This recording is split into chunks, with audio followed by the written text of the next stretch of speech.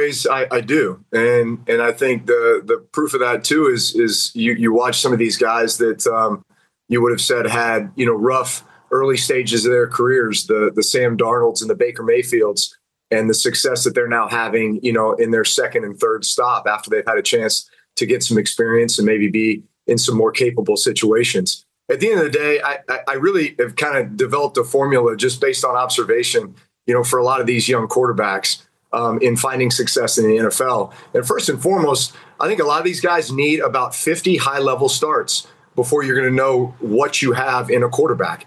And that includes college and then at their time in the NFL. In other words, if you go draft a guy who has all this upside potential, but he only had 15 to 20 starts in college, well, guess what? You're going to have to sit around and wait 2.5, 3 seasons before you can really develop this guy. He needs those 50 high-level starts. He needs a solid veteran backup quarterback in the room with him that's going to help guide him, teach him how to be a pro, teach him about preparation. He's going to need to be in an offense that fits his skill set or can be built to his skill set. You're going to need to build the team around him. I saw a great quote from Liam Cohen down in Jacksonville the other day, just talking about a lot of the success for these young QBs is about timing and circumstance early on in their career. And that is absolutely right. Now, some guys are going to develop a little bit faster than others. Some guys are just going to be in better situations. QB's best friend, great defense, great run game, right? If your team doesn't have that, you're just putting more pressure on this kid.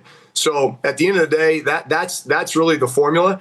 And now you just need a patient organization, patient fan base in order to get that QB to that level that you want him to be at.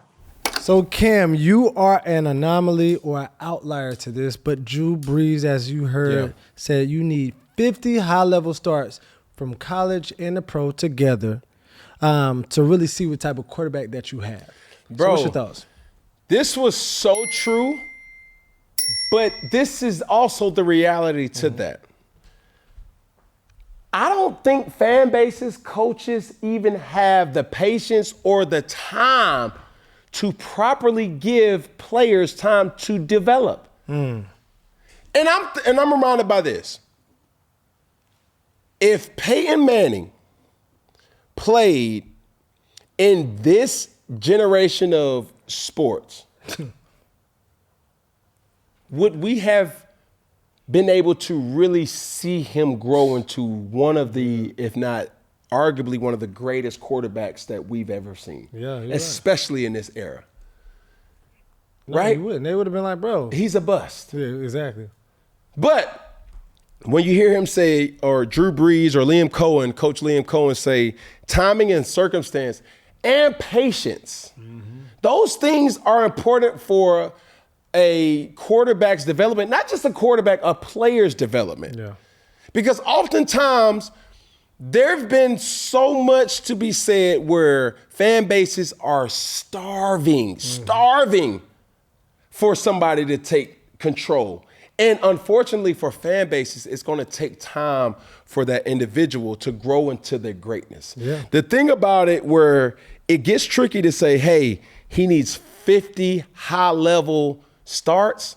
Well, I'm reminded about a situation now where you think about one of the top prospects that's coming out of college right now, or potentially can come out of college right now, in Dante Moore. Yep. His stock is rising probably more than any other quarterback, and rightfully so. Yep. I know him, and he's came through the program at C1N. But I'll take him for example. Okay. This is his first year starting. No. I take that back. This, when you collect all his starts, right, and you take the starts that he had at UCLA and combine that with potentially having an opportunity to go to the college football playoffs, he can still very well and be a top 5 pick. Yeah. Right? Yeah. And he may only have less than 30 premium starts. Yep. The high level starts, yeah. You with me? I'm with you. If he goes into a situation, let's say like Cam Ward, where he's the day one starter, is those reps going to help or hurt him, or hurt his development, or help his development? And these are the things that fan bases are not always graceful or patient to have. I was lucky enough to have the willingness to a coach that said, hey, we gonna grow with you. Yeah. Marty Herney, Ron Rivera knew this to be true, and Mr. Richardson knew this to be true. We're not able to compete right now at your rookie year, but we're gonna build a roster around you. They tried my rookie year by inserting key talent at the tight end position. They went out and got Greg Olsen. They went out and got Jeremy Shockey. They went out and tried to say, hey, we're going to at least give him these type of options at the tight end position. We already have D'Angelo Williams and we already have Jonathan Stewart as valuable options in the running game. Yeah. When you hear Drew Brees talk about the quarterback's best friend, defense, running game, and I will also add a good special teams.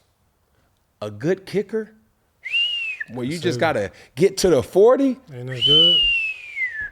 No. It takes so much pressure off because now you're playing the field position game where you don't have to get 5 and 6 first downs. You can just get 1 first down and you're in field goal range. Mm-hmm. That's a difference. You can walk off the field with a one score, chunk play and a first down. Yeah. It lowers your focus on how much. It's not. You don't have to score. You want to score. You want to. But you don't have to score. Yeah. These type of things, and I don't think a lot of fan bases really understand, like, yo, the Indianapolis Colts had a plan for Peyton Manning. Yes. The Indianapolis Colts had a plan for Peyton Manning. Yeah. The Indianapolis Colts also was blessed to have a guy like Andrew Luck to come in instantly and turn that return on that investment happened fast. Yeah. Because even just to put a magnifying glass on Peyton Manning, his stats from his rookie year, he started all 16 games. They went 3 of 13.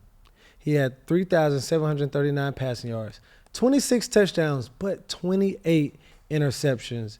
And he was 56.7% within his passing rating.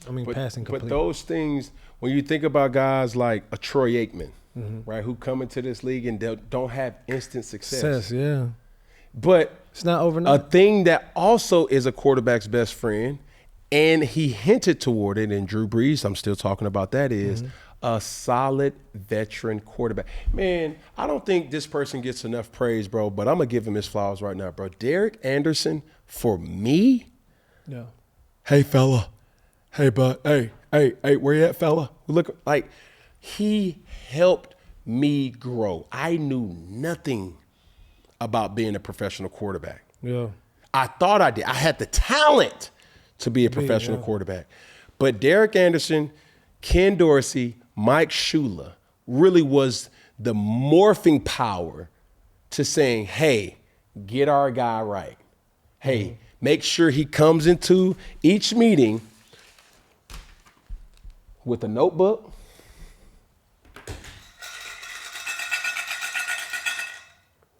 and a pen to write. Why? Because even writing notes can keep you up. It's the optics of, man, who's our quarterback? Man, who's our leader? And he dozing off.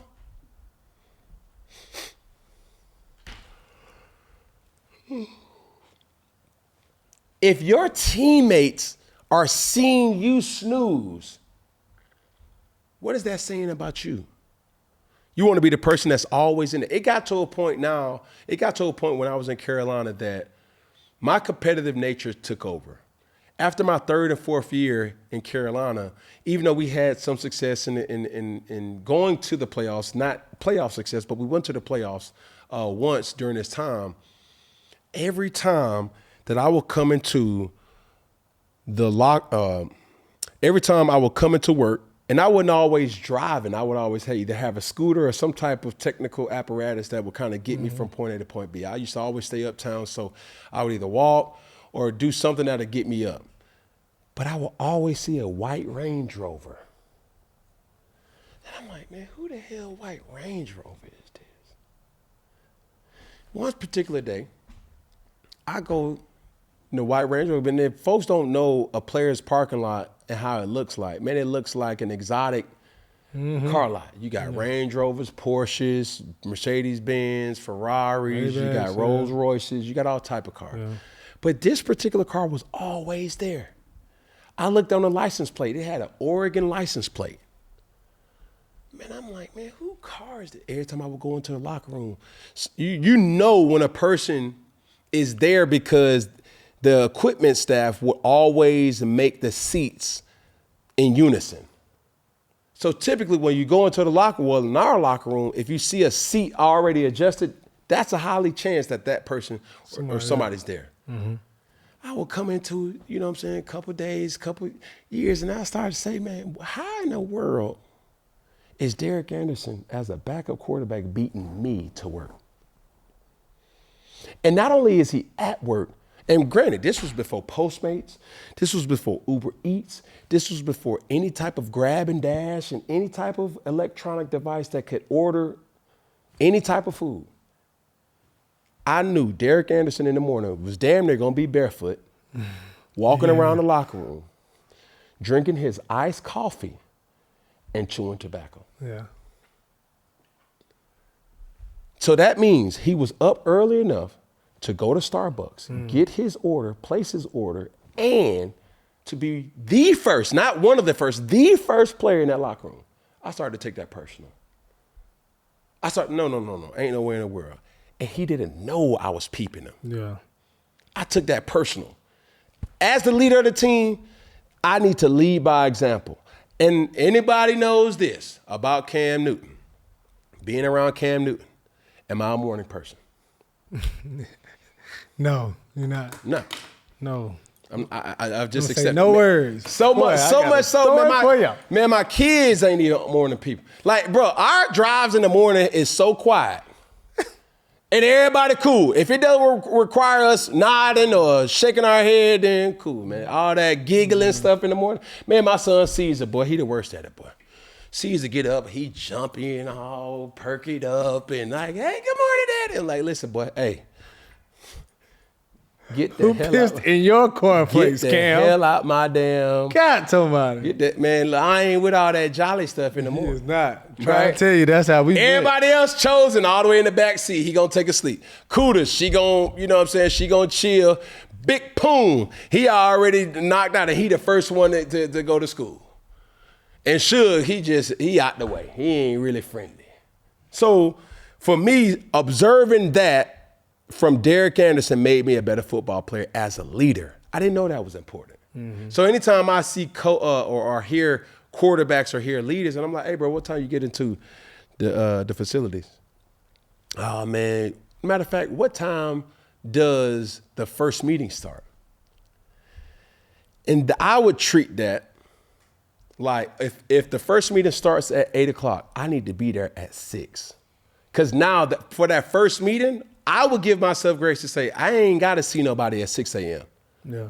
That gets me up at it. I'll probably have got my workout in, got some good treatment. So by 8 o'clock, I'm really tricking myself. Mm-hmm. Now I can at least start talking to people in a way that's not like, man, bro, don't talk to Cam. Because if something come up in that meeting, I have to be very involved for sure in that. Derek Anderson taught me that, man, and I'm just blessed to have had him and Joe Webb. Those guys really took my career to that next level, and it had nothing to do with skill. It had everything to do with the optics of being a leader. So when Drew Brees says, you know, certain key things, a solid veteran is extremely important. But I will argue the fact to say, I don't think you even have enough time to have 50 high-level starts because in certain situations, you may not even get But that's what I was going to ask you, getting to my point. It's like, how much time is too much time and what's not enough time? Even when you go back to Peyton Manning's statistics, when he has that many interceptions in 28, but he has 26 touchdowns. There's something there. You can see flashes of, okay, we got something here. Which makes it completely different than an Anthony Richardson situation. I was going to say, Anthony Richardson, where you see, okay, we got something. But now when you do certain things, it's like, hold on. We got to keep building off of that. Yeah. We can't teach that. We can't teach that type of checking yourself out Yeah. Okay, not showing up to meetings on time, not really being involved in meetings and showing, prove like, hey, man, I'm taking those, asking certain questions, taking the leadership role as being the coach on the field, in the weight room, at certain things. Because people just think, man, I'm good enough that, man, they'll bypass a lot of my mishaps. Yeah. And that may be true. Yeah. But being a professional quarterback, which you are labeled also in comparison to being a CEO of a Fortune 500 company. Mm-hmm. You have to look the part, act the part. More so, act the part. Because it's not a right or a wrong way to be a leader. You just have to take command of that locker room. And guys have to respect you. And what better way for people to respect you? If you win. That's real. You never want to be losing and somebody look at you sleeping in the doggone meeting room and they get to say, that's why we losing right there. Mm-hmm. Our doggone quarterback, That's why. That's why. You want the that's why to be that's why we winning. That's why exactly. we up. Yeah. When you hear people talk about Jaden Daniels, it's all positivity. Yeah. Man, he different, bro. Yeah. Man, he want to win. Man, he's here this. Man, that's what you want people to say about you. Mm-hmm. When you hear people talk about Jalen Hurts' leadership, it's the same thing. That's why. It's no denying who he is. Yeah. Even so much so that I marveled at when he was at Oklahoma, probably when he was at Alabama. After the games, he would go work out. Yeah. And it's like, damn. You still want more work after that? You want some more work, bro? We want some more. We want some more. We want some more. But he was showing proof. But those were different tactics where it's like, hey, bro, I'm the guy that y'all should follow. And this is why. That's it, Peggy. That's it, bud. And did we make our point? The point was made. Well, say less than that. Add a finger. Hey, and add a pinky. Can't forget, okay. Can't forget, and add a finger. Add the pinky. Can't forget, add a pinky. Add a finger, add a thumb. All together, one love. You dig? And that's our wrap. Woo!